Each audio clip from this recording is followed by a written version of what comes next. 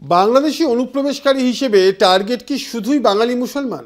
উত্তরটা খুঁজতে গেলে যেতে হবে মহারাষ্ট্র আর ওড়িশায়। পুনেতে মহারাষ্ট্র পুলিশের হাতে মতুয়া সম্প্রদায়ের একাধিক সদস্য আটক হয়েছেন।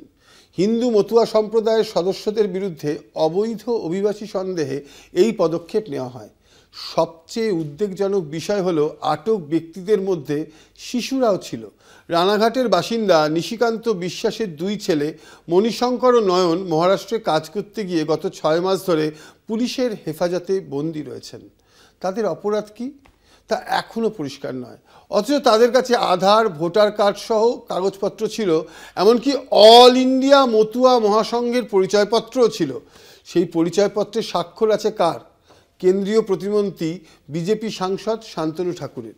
নিশিকান্তবাবু বলেন যে তার পরিবার বিজেপিকেই ভোট দিয়েছে, কিন্তু এখন তার পরিবারই রাজ্যের বিজেপি সরকারের হাতে ভোগান্তির শিকার।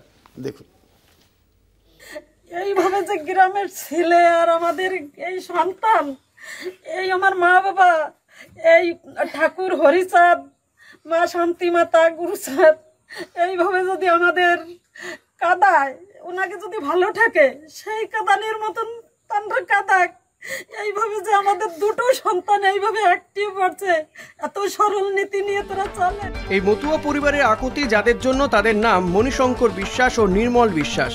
ভোটার কার্ড, আধার কার্ড, এমনকি অল ইন্ডিয়া মতুয়া মহাসংঘের পরিচয়পত্র ছিল তাদের কাছে। মতুয়া মহাসংঘের পরিচয়পত্রে সাইন আছে খোদ কেন্দ্রীয় মন্ত্রী ও বিজেপি সাংসদ শান্তনু ঠাকুরের, কিন্তু 6 মাস ধরে আটক তারা।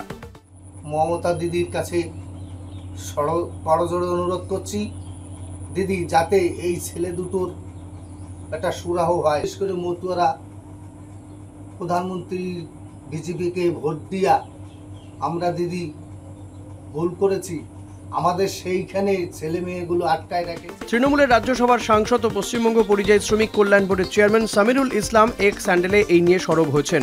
এটাই একমাত্র ঘটনা নয়। মুর্শিদাবাদের শামশেরগঞ্জের সুজন সরকার বিজেপি শাসিত ওড়িশায় কাজ করতে গিয়েছিলেন।